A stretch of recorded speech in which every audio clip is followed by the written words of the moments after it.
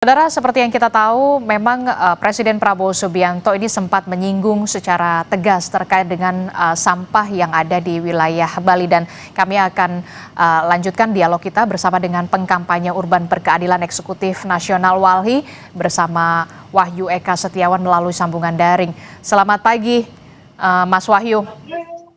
Selamat pagi, Adisti. Iya, Mas Wahyu, tadi kita sudah melihat bagaimana jurnalis Kompas TV melaporkan setelah ada teguran secara tegas di Rakornas oleh Presiden Prabowo Subianto soal sampah di Bali yang dikatakan Bali sangat kotor. Saat ini ada kemudian aksi bersih-bersih yang dilakukan oleh TNI dan juga Polri. Bagaimana Walhi merespon soal ini? Ya, tentu kalau kita berbicara dengan yang disampaikan oleh teman-teman di Bali tadi dan melihat beritanya, apa yang dilakukan oleh Presiden Prabowo sebenarnya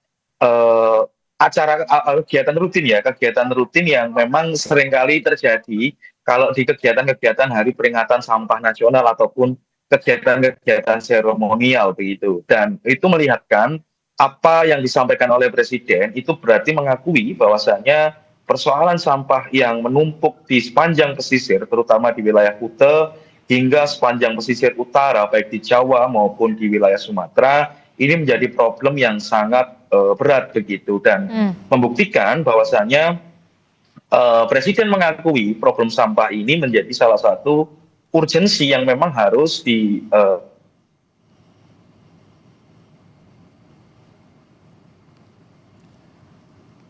selesai ke seremonial. Teman-teman muda itu juga sudah banyak yang mengerjakan tersebut seperti itu. Oke. Nah ini juga kan kita menjadi perhatian bersama, tidak hanya Bali, tapi beberapa wilayah juga sempat disoroti soal sampah. Tapi kita lihat Prabowo bahkan menyentil secara khusus Bali dan kepala daerah soal penanganan sampah. Bahkan Pak Prabowo sempat mengatakan akan mengancam, akan mengerahkan TNI jika kemudian Pemda ini tidak mampu. Apa yang Anda tangkap dari pernyataan ini? Ya, pernyataan dari Presiden kan menunjukkan satu situasi yang urgent, itu yang berkaitan dengan persoalan sampah. Tetapi cara pandang Presiden Prabowo masih menekankan pada persoalan sampah di hilir, gitu. Tapi tidak melihat sampah di hulu. Dan beliau terlihat belum melihat persoalan sampah ini sebagai problem kegagalan struktural. Dalam hal ini kita bicara terkait dengan tata kelola. Tentu Presiden perlu mengecek kembali dalam Undang-Undang 18 tahun 2008 yang memang memandatkan pengurangan sampah di hulu atau kita bicara di sumber. Nah, sedangkan selain itu, kalau kita bicara pada konteks khusus di wilayah Kuta, Bali, ataupun wilayah wisata lainnya, tentu di sini kan kita bicara sumbernya juga dari produsen. Nah, ini kan tentu ada kewenangan dalam hal ini. Kalau kita bicara pada wilayah produsen, ada aturannya begitu. Salah satunya adalah Permen LHK 75 tahun 2019 soal adanya peta jalan pengurangan sampah terutama dalam produsen. Nah, di Bali itu didominasi oleh usaha wisata, terutama food and beverage, dan juga usaha-usaha yang berkaitan itu. Nah, tentu ya harus memastikan di sini adalah peta jalannya, baik dari level kementerian hingga ke Pemda. Ini pun juga berlaku pada wilayah-wilayah lain seperti Jogja, Kota Malang, dan wilayah-wilayah yang sumber pendapatannya memang berasal dari wisata ataupun F&B seperti itu. Oke, jadi Anda tadi sempat menyinggung soal ada tata kelola yang kemudian harus diperbaiki. Seperti apa kalau dari rekomendasi Walhi terkait dengan Permen LHK ini yang tadi Anda sebutkan soal tata kelola yang sebaiknya harus dievaluasi mulai dari hulunya, tidak hanya soal hilirnya saja, soal bagaimana pengelolaan sampah, termasuk juga soal pengangkutan dan sampai di TPA-nya. Iya, sistem yang kita pakai ini kan masih klasik, sistem sistem angkut kumpul buang, sehingga apa? Sehingga sampah menumpuk di TPA. Perpres 18 dalam konteks sejarah itu dia berangkat dari tumpukan sampah yang menggunung di TPA Lewi Gajah yang menyebabkan tragedi pada 2005 silam. dan kejadian itu menyebabkan nyawa hilang seperti itu. Dan situasi sekarang itu menggambarkan kondisi yang serupa dengan TPA Lewi Gajah. 17 tahun undang-undang pengelolaan sampah tidak dijalankan dengan baik. Nah, padahal salah satu tumpuannya itu ada di prinsip 3R. Reduce, reuse, dan recycle, yakni kurangi sampah di sumber. Bahkan melarang TPA yang sifatnya open dumping, melarang pembakaran, dan tentu menekankan bahwasanya bagaimana secara implisit tanggung jawab soal produsen. Nah, selama ini kita hanya fokus di hilir bagaimana menghilangkan sampah dan memusnahkannya, tapi tidak menguranginya begitu. Nah, ada yang hilang, terutama dalam Permen LHK 75, yakni skema EPR, Extended Producer Responsibility begitu, bahwasanya ya produsen tidak lagi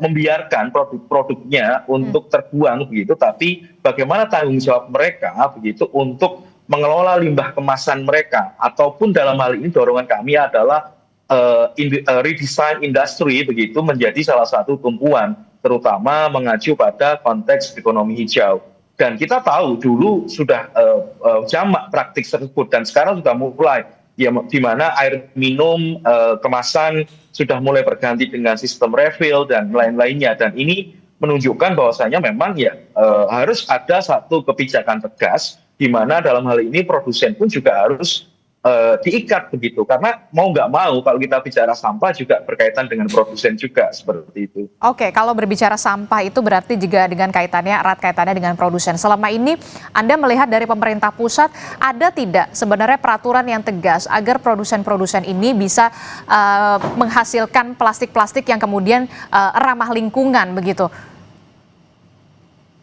Bukan plastik ramah lingkungan ya, tapi pengurangannya begitu. Ataupun yang dalam hal ini adalah sifatnya dia dapat di reuse gitu, ataupun dikurangi. Dalam hal ini aturan tersebut itu memang secara eksplisit ada di Permen LHK 25. Namun memang belum secara detail begitu bicara terkait dengan peta jalannya begitu. Nah, tentu di sini kami menekankan peta jalan itu memang harus dimiliki setiap industri begitu, terutama industri yang bergerak di bidang F&B maupun di bidang-bidang lainnya. Karena kalau kita bicara sampah, ini tidak hanya plastik saja, tapi juga ada sampah organik, bagaimana pengelolaannya, bagaimana pemilahannya, dan ini memang harus didukung oleh sistem tata kelola yang mumpuni, seperti adanya TPST 3R, adanya pekerja sampah yang teredukasi dan juga terjamin hak-haknya, juga komitmen dari pemerintah pusat dan juga pemerintah daerah dalam hal ini untuk mendorong komitmen tersebut.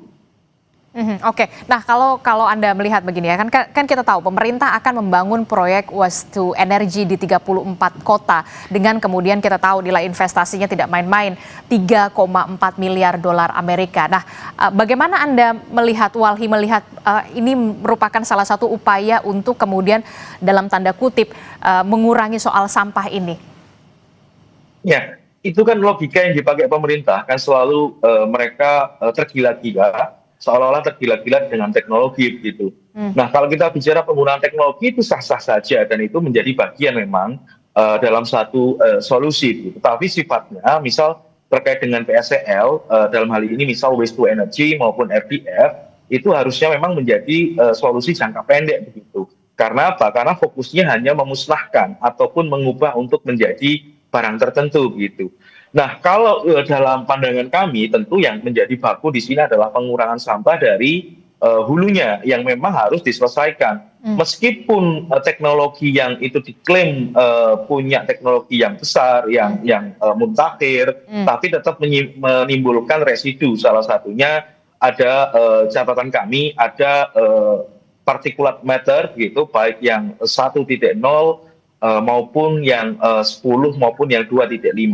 Lalu juga soal paparan racun seperti furan, dioksin, begitu itu menjadi kendala. Selain itu, dampak dari pembakaran tersebut itu juga nanti akan menjadi semacam residu, yakni seperti padatan dan juga abu, begitu yang itu juga akan ditumpuk juga di TPA. Artinya juga ada sampahnya juga. Nah, kalau itu diklaim untuk mengurangi sampah, tentu kurang sepakat kami, itu karena sifatnya dia hanya memusnahkan, yakni Kalau mengurangi seharusnya dia membutuhkan misal 1.000 Oke, oke, Mas Wahyu. ton. Abstensi pajak di mana sampah itu harus dikirim sebesar 1.000 ton untuk menunjang proses dari pembakaran yang nanti akan dikonversi menjadi listrik. Sehingga cukup paradoks kami melihat begitu, di tengah semangat untuk mengurangi sampah, tapi yang terjadi bukan mengurangi, tapi memusnahkan sampah saja, seperti itu. Oke, jadi bukan mengurangi tapi kemudian memusnahkan sampah. Tapi kalau menurut Anda, Waste to Energy yang kemudian dibangun di 34 kota ini, apakah ada dampak lingkungannya yang bisa dalam tanda kutip berdampak terhadap masyarakat di sekitar proyek tersebut? Tentu akan berdampak ya tadi, semisal pengalaman kami di Surabaya beberapa waktu lalu maupun di Putri Cempo begitu, tentu proyek ini adalah proyek yang boleh dikatakan resikonya cukup tinggi. Karena apa? Karena tadi disebutkan ada potensi paparan dari furan maupun dioksin yang sifatnya diakumulatif. Dia tidak terlihat dalam 1 minggu, 2 bulan ataupun 1 tahun, tapi bisa sampai 2 tahun, 3 tahun baru diketahui terkait dengan paparan itu yang terjadi di tubuh manusia, seperti itu. Dan tentu tadi ada semacam residu semacam fly ash maupun bottom ash, abu-abu terbang maupun abu yang ditimbulkan dari proses pembakaran, itu nanti akan ditumpuk di TPA juga. Ketika menumpuk, maka bisa jadi begitu ya akan menumpuk juga TPA-nya. Dan seringkali ketika abu hasil pembakaran ini seringkali juga akan diolah menjadi produk-produk tertentu. Tapi kan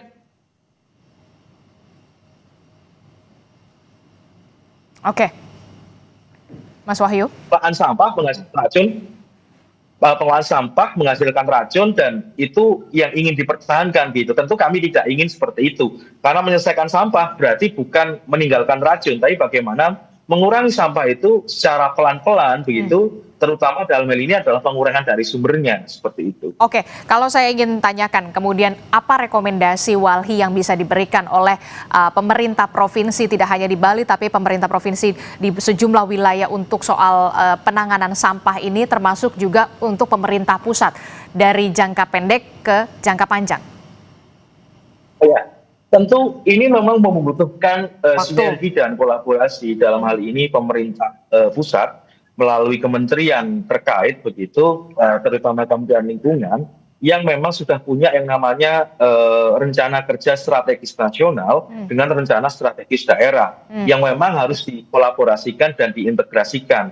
Seringkali problem tersebut adalah Jaksranas ini, strategi nasional ini jalan sendiri, daerah jalan sendiri. Dan tentu harus melihat kemampuan daerah. Ada beberapa pemerintah daerah yang belum mampu mengelola sampahnya karena kekurangan pengetahuan dan kekurangan pendanaan.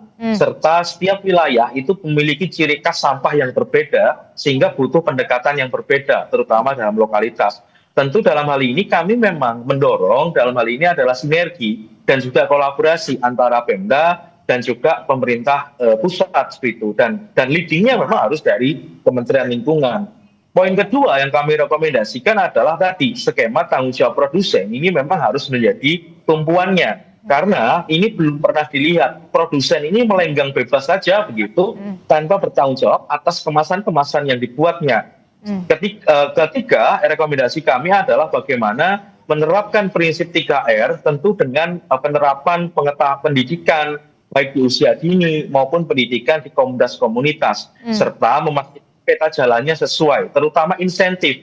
Seringkali inisiatif baik seperti bank sampah ini tidak didukung dengan baik oleh infrastruktur maupun insentif begitu, sehingga banyak sekali program itu kadang gagal. Nah, keempat, pemerintah bisa belajar dari komunitas. Banyak jaringan-jaringan kami, teman-teman kami, baik di Solo, baik di Surabaya, ini mampu meskipun dalam skala kecil, tapi ternyata pengurangan sampah dari sumber ini bisa loh, melalui bank sampah, melalui prinsip tadi pengolahan yang organik, sampai kampanye habiskan makananmu gitu, ternyata berhasil gitu. dan skema-skema maupun praktik baik dari komunitas itulah yang harusnya membuat pemerintah itu belajar. Dan terakhir itu kami mendorong tadi soal kebijakan ini dijalankan, terutama kembali lagi pengelolaannya sesuai dengan Undang-Undang 18 tahun 2008, Permen LH 175, serta dalam hal ini juga mendorong kebijakan-kebijakan yang membatasi terkait dengan pengurangan sampah plastik gitu. Di Surabaya sudah ada pengurangan sampah plastik sekali pakai, di Bali, di Jakarta, di Bogor. Nah, kemarin di Bali juga sudah ada inisiatif baik seperti pelarangan untuk penggunaan botol kemasan yang di bawah 1,5 liter namun ditentang produsen. Nah, artinya inisiatif ini yang memang harus didukung, kebijakan-kebijakan pelan-pelan untuk mengubah tata kelola sampah kita, untuk mengubah jalan sampah kita ini memang harus didukung, terutama fokus pengurangan dari sumbernya seperti itu. Oke, ini harus peran serta tidak hanya dari pemerintah pusat, tapi juga dari pemerintah provinsi, daerah, termasuk juga soal informasi soal sampah ini juga harus diketahui dari lingkup paling terkecil adalah keluarga. Terima kasih pengkampanye Urban Berkeadilan Eksekutif Nasional Walhi, Mas Wahyu Eka Setiawan telah bergabung bersama kami. Sehat selalu Mas Wahyu. Assalamualaikum, selamat pagi.